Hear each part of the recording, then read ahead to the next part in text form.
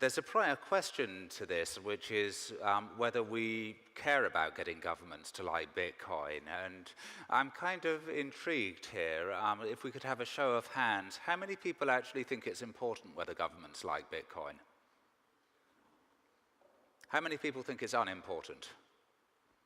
Okay, so I'm not sure that there's maybe a little bit of a selection bias going on here, that the people that stayed around to hear about how to get governments to like Bitcoin and then about know your customer are actually the people that were more likely to vote yes on that. But I think it is a reasonable question, and I think like so much in Bitcoin, how you think about it probably depends somewhat on sort of why you're interested in Bitcoin in the first place, and to the extent you're involved professionally, what you're trying to do with it. So I've set out here sort of reasons that people need to care. And I mean, I think underlying all of this is, I mean, it is just a fact that governments regulate financial services much more intensely than other things. I'll talk about why in a minute.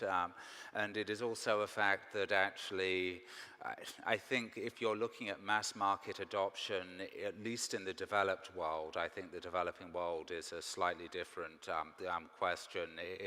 People tend to be happier with financial products where they know there's some government oversight and that it's subject to the rules and laws that and the protections to the extent they're applicable that they get. I mean, I think even if you're in the it's not important category, I'd encourage you to stick around simply because if the people that think it's important buy my argument and try and do things that change Bitcoin, well, maybe you need to know sort of what other people might be trying to do that sort of may affect things, because I think if we are going to get governments comfortable, there are some ways which we'll talk about why this needs to evolve. Just in practical terms, it's, I think if you look most of the places around the world, you'll see financial services get regulated much more heavily than other goods. You often see people saying, why can't governments just take the same approach to the regulation of Bitcoin that they took to the regulation of the internet? And I think there are some good reasons for that. Firstly, governments do have an interest in sort of money in all of its forms. Secondly, there is a long history that shows that when, at a certain scale, when one thing falls over in the financial system, then it can cause people to panic and it can cause a lot of other things to fall over. I think most importantly, but that's because the part of this that I really care about is getting a good deal for consumers and getting good financial products for consumers, that the consumer impact is the most important part of this.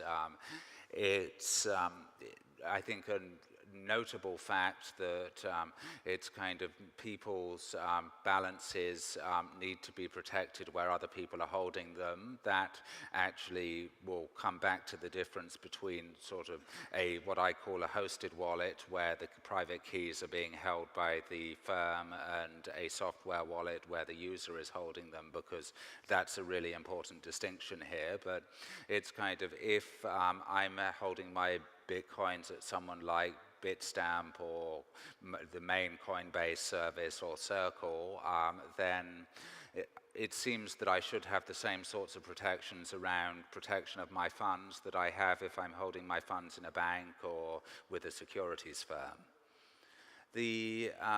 I think that's not just it. There are some positive things. I think for a lot of people can't even access financial services, let alone at a reasonable price. This is where we start getting into the arguments about why governments should like this. And finally, I mean, for better or worse, and I think we can all argue about whether governments have taken anti-money laundering too far, governments have taken an interest in financial services in relation to preventing financial crime, and to some extent have actually, in a way, outsourced that to regulated financial institutions. It's sort of part of the deal for being a regulated financial institution is that if you get the license in most countries, you're then also expected expected to sort of be the government spies to a certain extent and report to them, actually often that can lead to sort of catching people that are doing things that everyone in the room will feel harmful. Opinions probably differ on sort of the impact of some other parts of it. So, can we get governments to like Bitcoin? I think the answer is yes, and I think there are many arguments to like Bitcoin, but I think the ones that I've put up here are the ones that actually will resonate most clearly with policymakers. Most regulators and government officials actually are doing what they do because they want to do good and they want to see good things happen, and I think here are some good things that the technology has the potential to do. And that's why I devote so much time to Bitcoin, including a lot of time sort of talking to people in governments not particularly paid for by any of my clients about why they should give it a chance. But I think the key word here is potential, and I think one thing that has been very damaging to the Bitcoin community has been the extent to which some people have claimed that Bitcoin has already solved all of these problems, and it just hasn't. I mean, there are actually very few use cases out there that are active now where people are doing things with Bitcoin. There are a few, but they're very limited. And one of the quickest things that destroys people's credibility is when someone tells the government that Bitcoin has solved the remittance problem. It hasn't. I hope it's going to solve it, but it hasn't solved it yet. And then we see some places that actually sort of see a competitive advantage in supporting high-tech firms, and to some degree you see that in places like the Isle of Man, like Luxembourg being prepared to break ranks with the rest of Europe and license under the Payment Services Directive. To some extent, the positive noises coming out of the UK. And I mean, I think in talking to governments, one important thing is to actually have a good point of view about what's different here. If we're going to persuade governments not to just adopt traditional regulatory approaches, whether they make sense or not, we've got to actually be able to articulate why, in public policy terms, the old approaches not work. And really the one I want to talk about most here is the first, which is open access.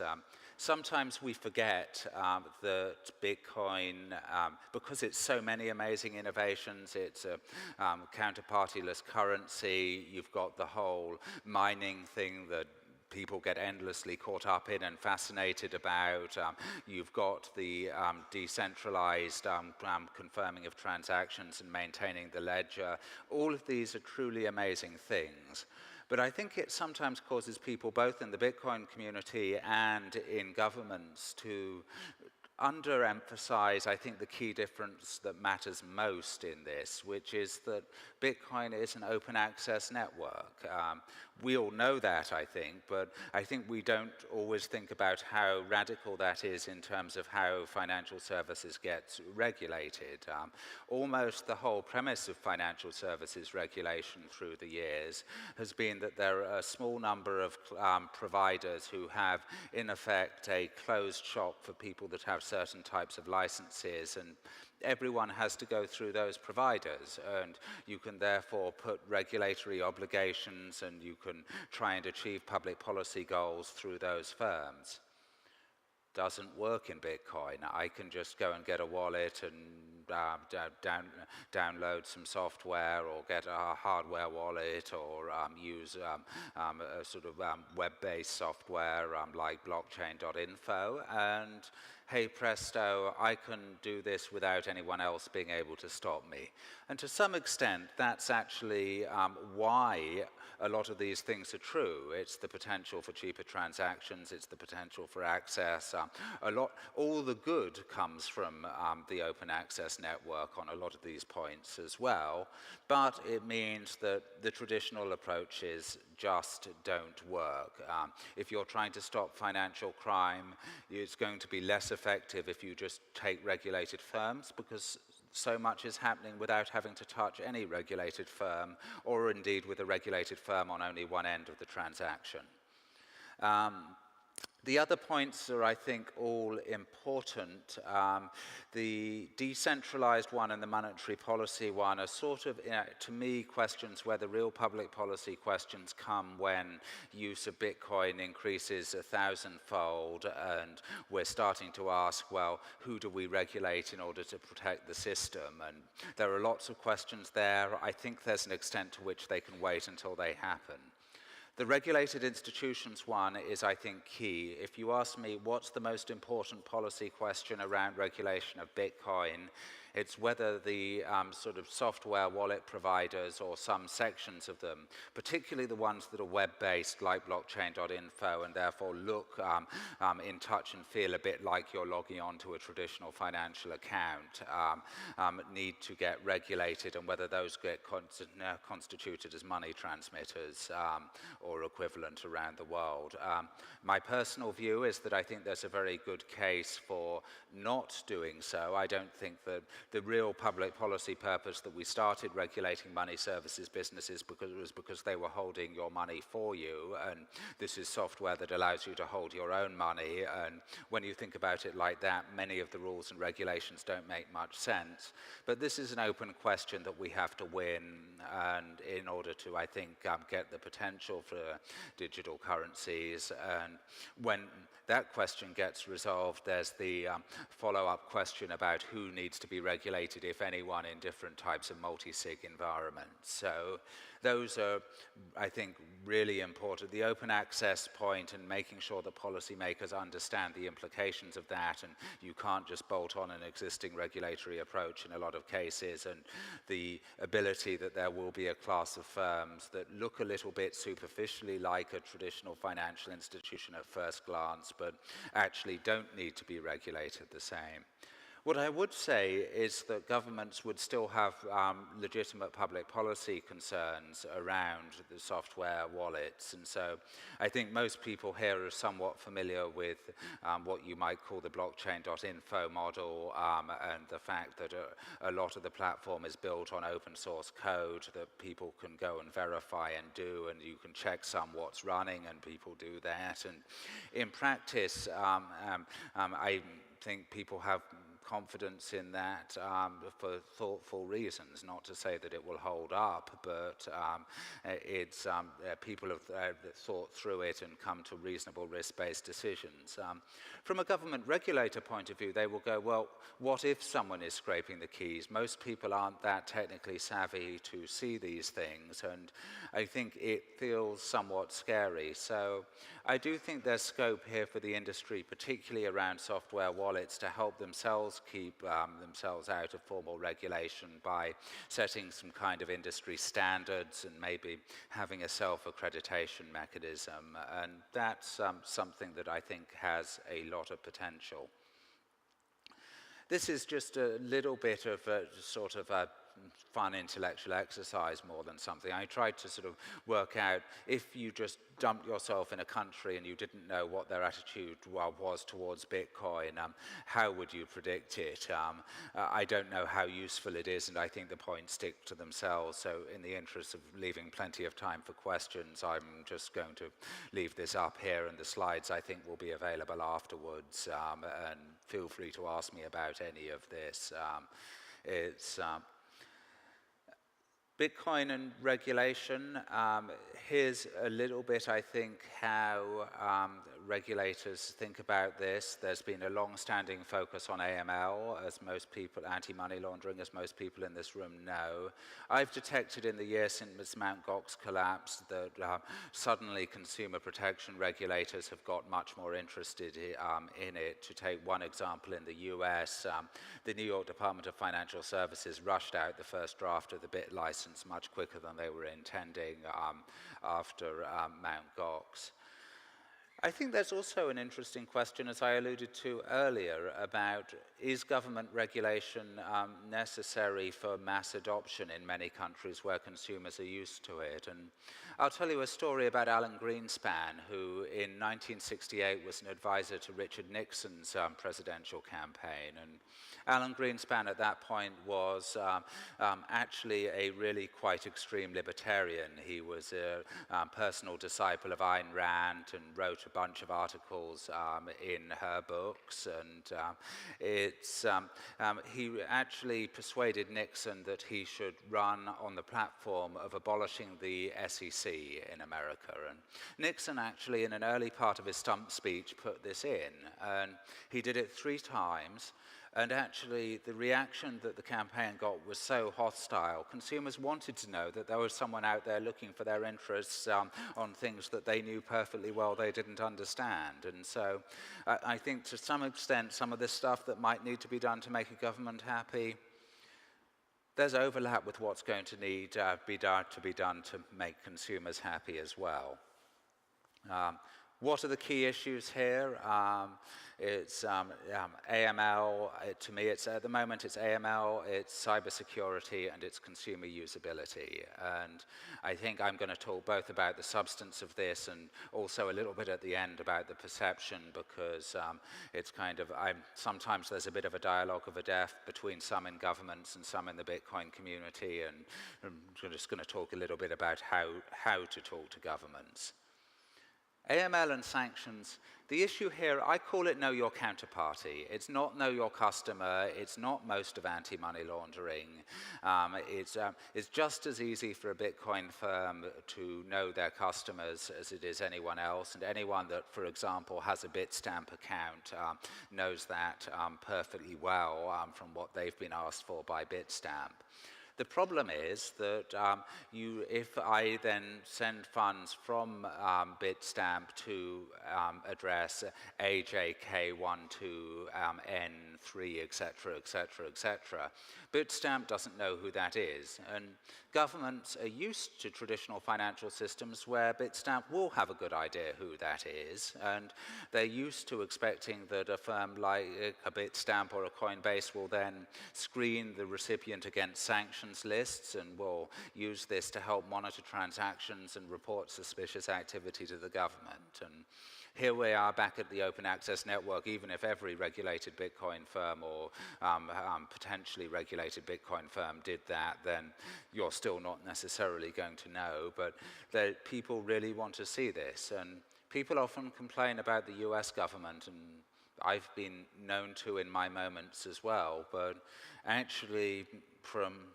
sort of what I hear of the international dialogue between policymakers, quite a lot of the time on discussions about Bitcoin, and they are seriously discussing it, it's the US on the side of giving this a chance, and there are some in Europe that are actually quite actively saying you can't control this and this should be banned. And so that's one of the reasons it's so hard to get a consensus on policy on what to do in Europe, is that there are many competing views amongst EU member states.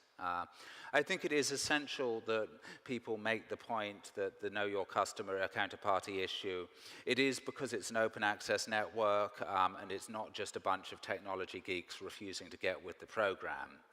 On the other hand, what needs to happen? Well, a bunch of technology geeks, if you want to put it in that way, do need to show they're trying to get with the program where they can. And there's a lot of pressure on this at the moment. In the US, the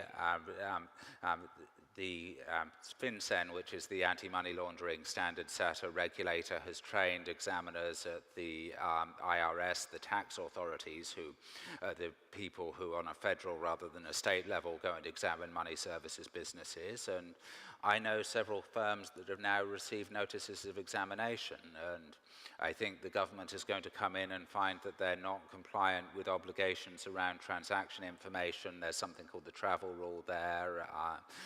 Internationally, the requirement is the Financial Action Task Force Recommendation 16, which if any government, no matter where in the world people are in the room from, if the government doesn't comply with that, they're going to get kicked by a mutual evaluation and told they need to do something differently. And so de facto, this isn't just a US standard, it's an international standard. So we do need to get on with some of these things, and I list here some of the things that the industry can't solve these overnight, but we can make progress.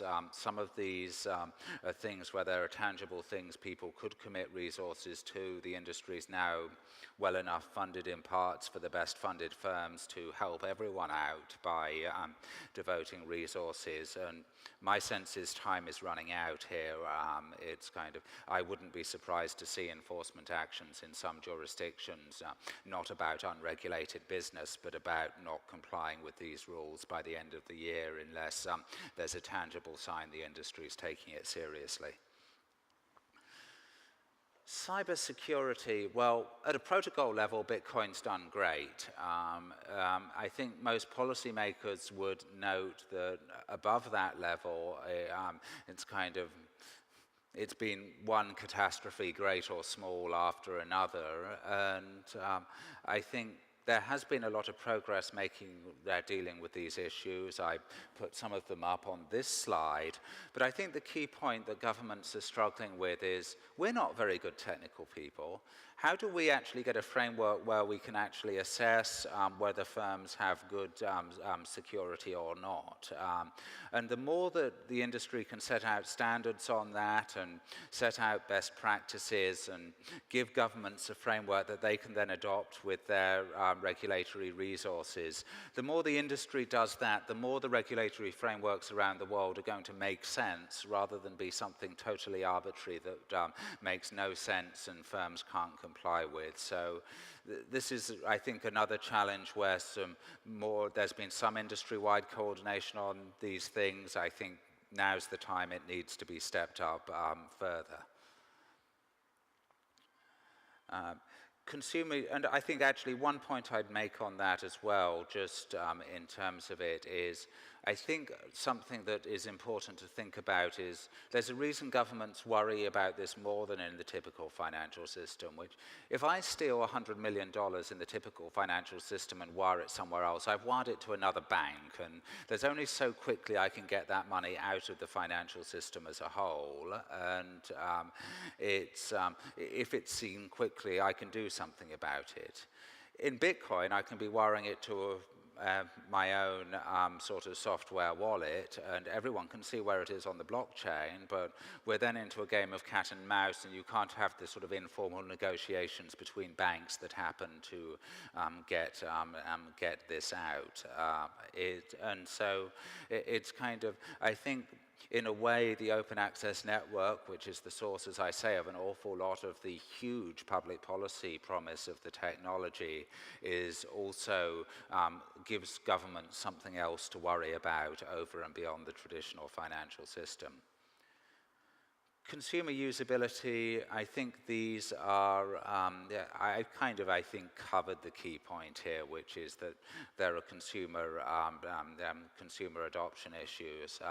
I think in countries, and the US is a good example of this, where there are very strong payment protection laws, there's going to be a big debate about, well, what of those apply? And I think there was a presentation yesterday that set out quite nicely the types of protections in terms of it's kind of, it wasn't me, I didn't get what I was promised, and it was me, but I made a mistake. And I think there's a lot of people that are thoughtful about this. I mean, I think in the US, I find lots of people privately in the regulators that concede that there are times that with the push-only transactions of Bitcoin, some of these protections might not be needed, at least to the same extent as with a credit card or with an ACH, SEPA, faster payments, whatever country you're in, payment.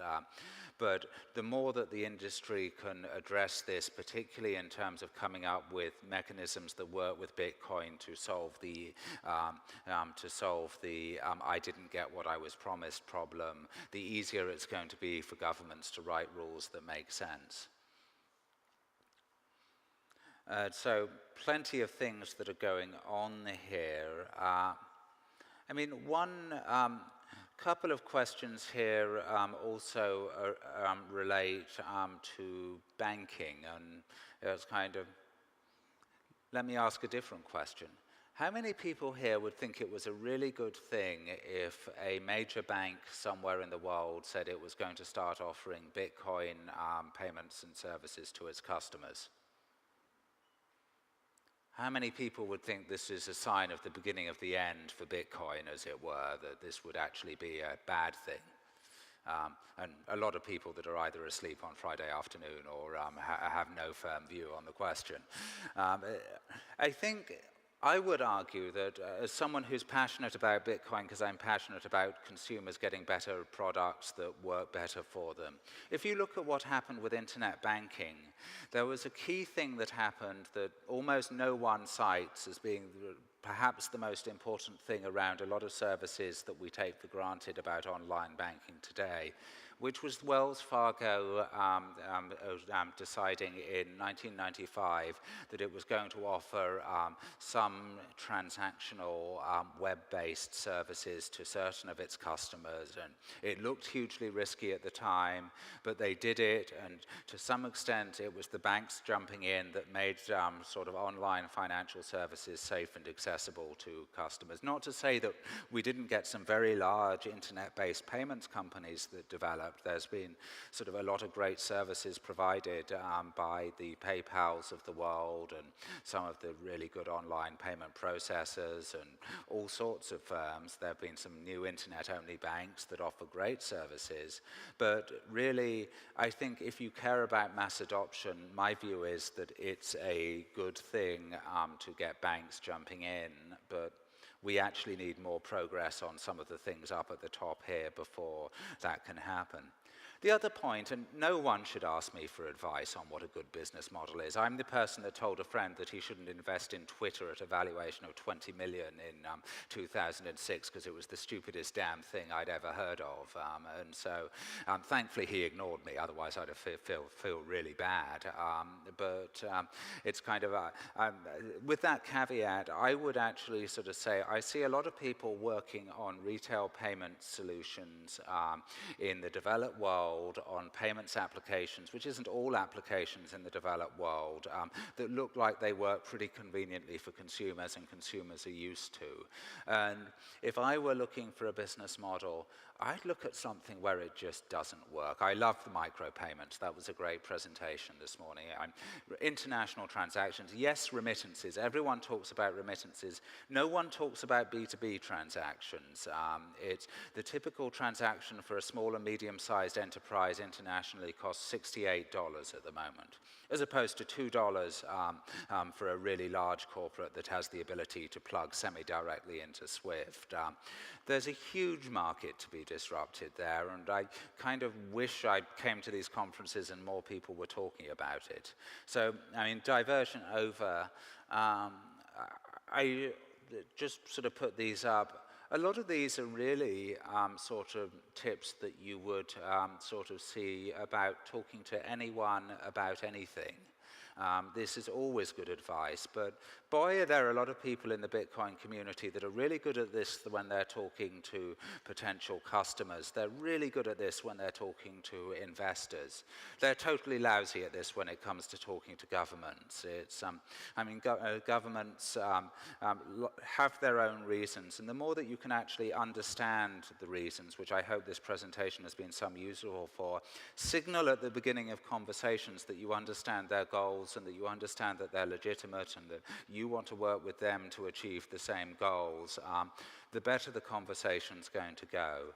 So it's kind of, if I can just leave you with one thought, it's to remember that bureaucrats are people too, and the more you treat them like people, the better the response you're going to get. So hopefully that leaves some time for some questions, comments, sort of rotten tomatoes from people that totally disagree with everything I've said. Any rotten tomatoes? Here you go. Well,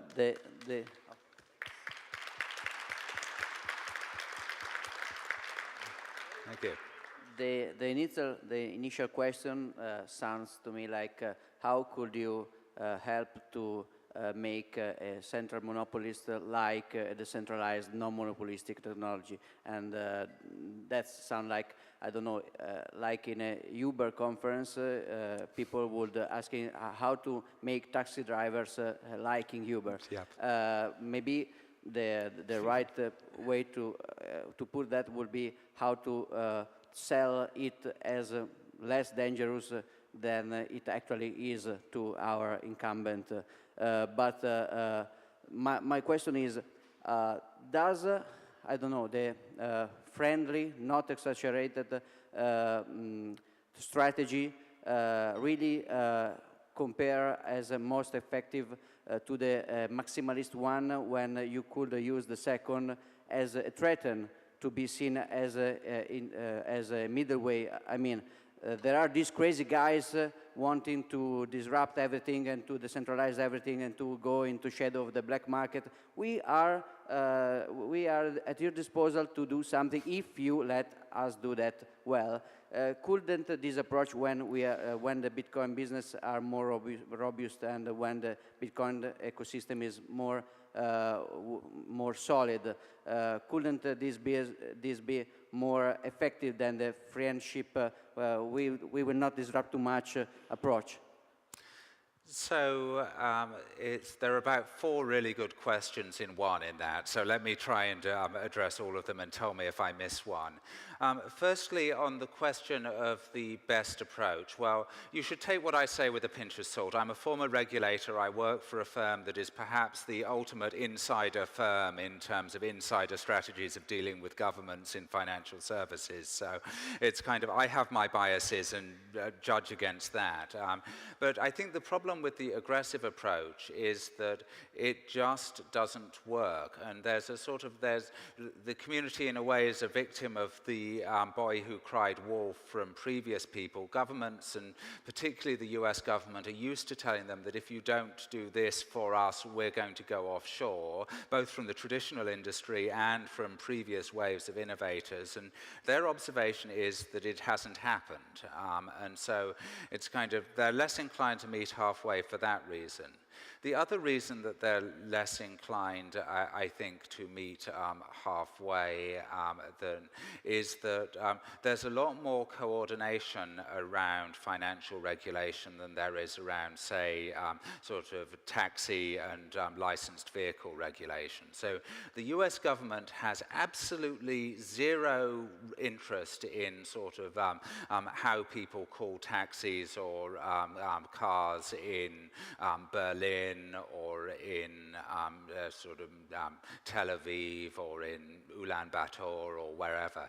They have a huge interest in how people move money around the world in relation to financial crime objectives, governments they don't like, people they don't like, actually catching the really bad criminals. And so they have, in effect, exported US regulation to the rest of the world over time, and in fact sometimes higher than US regulation to the rest of the world. And so the US government, as the one remaining superpower, is really concerned about this in a way that they aren't in some other sectors.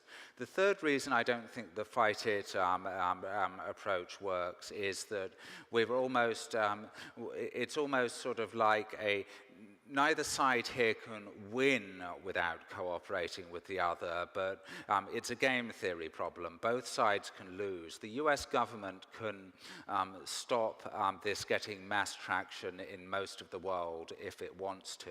And boy, there are a lot of governments that actually feel more against this than the US government. I mean, I've heard in some recent international meetings the US government's actually been the ones advocating giving the technology a chance rather than putting out proclamations saying nations should do what they can to ban it. So it's not like the US government is the bad guys on this.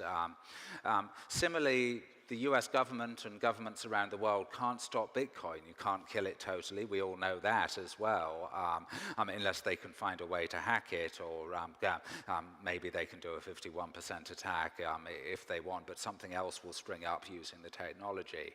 And when you look at it that way, it's kind of, I think the cooperation is the dominant strategy for both sides, because it's kind of, otherwise both sides can only really achieve the negative of their goals. models. And so I think cooperation is important there. I think I sort of tried to answer the Uber point a little bit in the middle of that. Were there aspects of your question I didn't answer?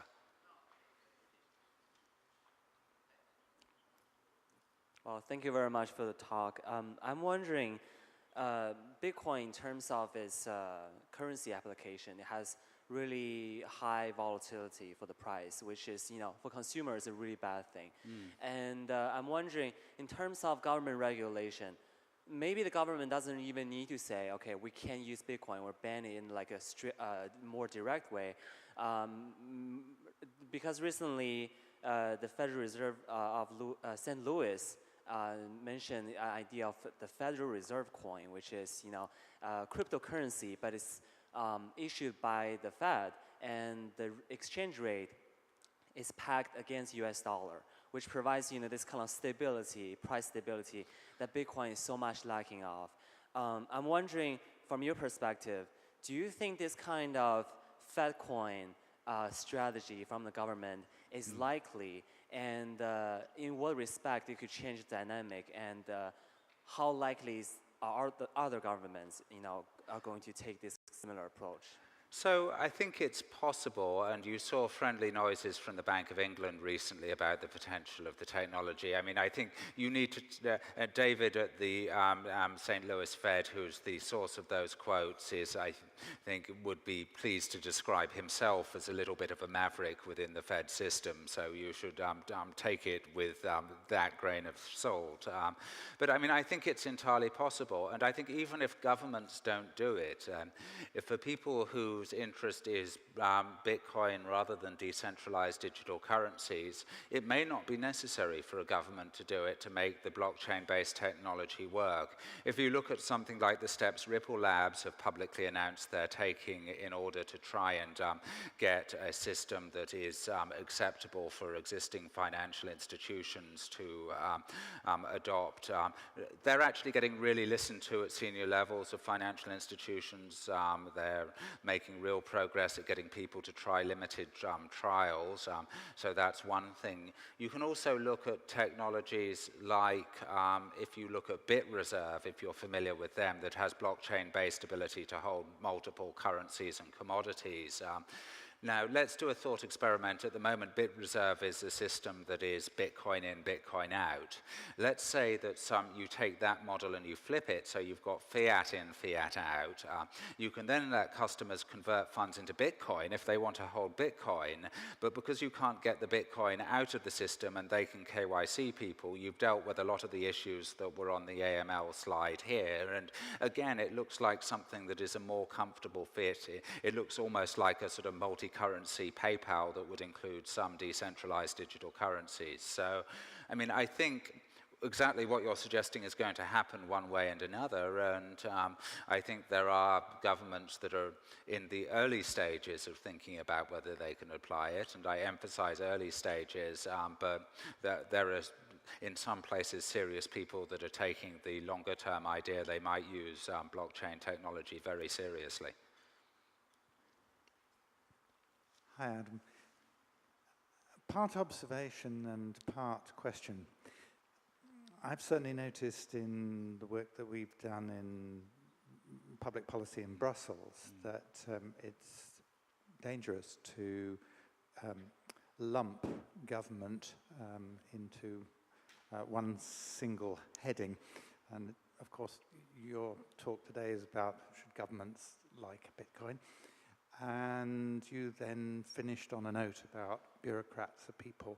And I think that perhaps illustrates that there are more than one, there's more than one group, and indeed, one could argue many different groups with different interests.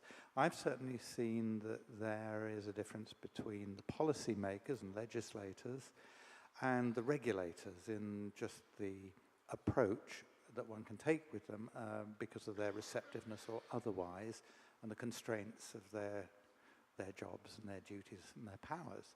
I wondered if you had, if you could deconflate some of those different parties in government.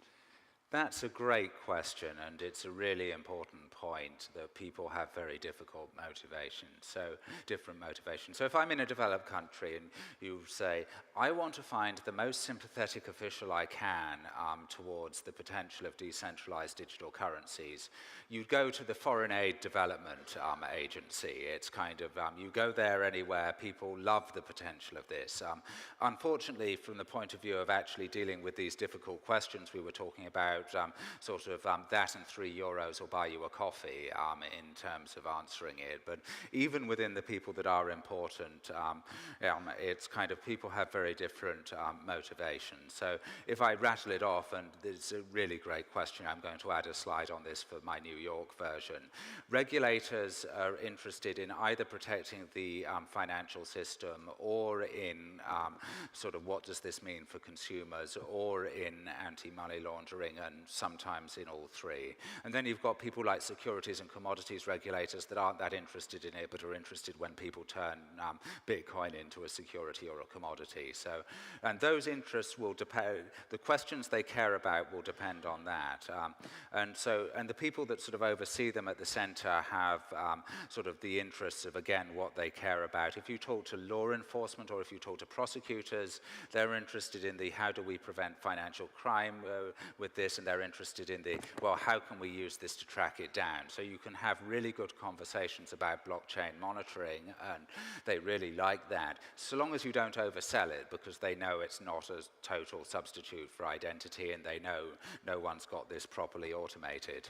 So those are a whole another set. Legislators, oh, who the hell knows? You just have to listen to them to see what they care about. They have their own individual interests, some of which may be substantive policy considerations. And I hate to break it to you that there isn't a Santa Claus, Virginia, as people say in America, but sometimes they're just looking for a good headline to generate publicity or help with re-election. And so, yes, you need to know who you're talking to and what they're interested in, but fundamentally, I think generally it's the big things are the amalgam of the things on my slide, but it's a great point that you can't just assume everyone's got the same interests. Time for one final quick question right here. Graham Jones, tech lead from Isle of Man Parliament. Do you think after the regulators are finished with AML and CTF, they're going to move into market manipulation, this, that, and everything, and they'll be doing this for about 10 years? Well, I mean, I think there are some regulators that are concerned with market manipulation, and I think there is an extent to which sort of currency markets remain some of the least regulated in the world. So to the extent you think of Bitcoin and spot commodities as well. So to some extent, to the extent you think of Bitcoin as currency or spot commodity, you're in an area that is generally perceived as being unregulated, but that doesn't necessarily mean that sort of a prosecuting agency wouldn't step in if they thought consumers were being harmed. I think the people that are really laser focused on this at the moment are the commodities regulators. So if you talk to someone like the Commodity Futures Trading Commission, the CFTC in the US, that was the one question that they really struggled with before authorizing Terra Exchange to offer Bitcoin-based derivatives. And Terra actually had to go through a whole iterative process with them of sort of saying, well, look, we're not just going to take the Bitcoin price from one source, we're going to take it from multiple sources, and we're not going to just take it at the time of settlement, we're going to take it over a rolling 24-hour period on the grounds that it's actually Bitcoin's a pretty shallow market. So if I had a lot of money and I wanted to influence what the price of Bitcoin was at 3 o'clock tomorrow afternoon, I could do so quite easily. It would be a lot harder for me to influence the average price across the whole of Saturday, and therefore it's not so easy to actually make money doing it. And so it's kind of, I think if you're doing something where you've got a regulator that's concerned about market manipulation, that question is, what can you do to make it hard for the market manipulators, and what can you do to identify the market manipulators? And if you have good answers to those two questions, you're probably okay for the moment. All right, bureaucrats are people too. I love it. That was a fantastic presentation. Let's give give him a big round of applause. Good job. Super at the end, too. All right, so we got one more speaker left.